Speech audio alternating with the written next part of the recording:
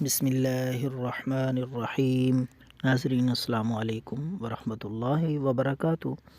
ناظرین، blood pressure آج کے دور کی انتہائی خطرناک اور تکلیف دہ بیماری ہے جو اندر ہی اندر سے انسان کو ختم کر دیتی ہے اور بے شمار بیماریوں کا یہ پیش خیمہ بن سکتی ہے۔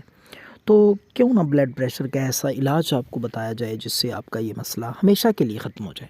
تو آپ کے گھر میں موجود دو سادہ سی چیزیں بلڈ پریشر کو مینٹین رکھنے میں اور بلڈ پریشر کو کنٹرول رکھنے میں انتہائی کارگر ثابت ہو سکتی ہیں اگر باقاعدگی سے آپ یہ گھر میں موجود دو چیزیں استعمال کریں اور روٹین بنا لیں اپنی غذا کا حصہ سمجھ کے، تو انشاءاللہ العزیز نہ تو بلڈ پریشر بڑھے گا اور نہ ہی اس کے نتیجے میں ہونے والی پیچیدگیاں، فالج، برین ہیمریج، دل کے امراض، ہارٹ اٹیک، کولیسٹرول، یہ ساری چیزیں انشاءاللہ العزیز آپ سے دور رہیں گی۔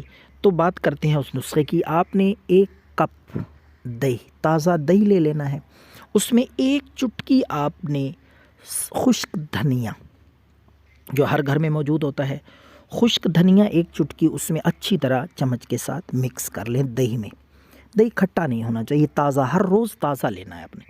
دوسری چیز، آدھا چمچ آپ زیرہ سیاہ جو گرم مسالے میں، ہنڈیا میں، کھانوں میں ہم استعمال کرتے ہیں، اس کو بھی آدھا چمچ، یہ دونوں چیزیں خشک دھنیا ایک چٹکی اور آدھا چمچ زیرہ دہی میں مکس کر کے اچھی طرح ناشتے سے آدھا گھنٹہ پہلے ہر روز صبح لے لیا کریں۔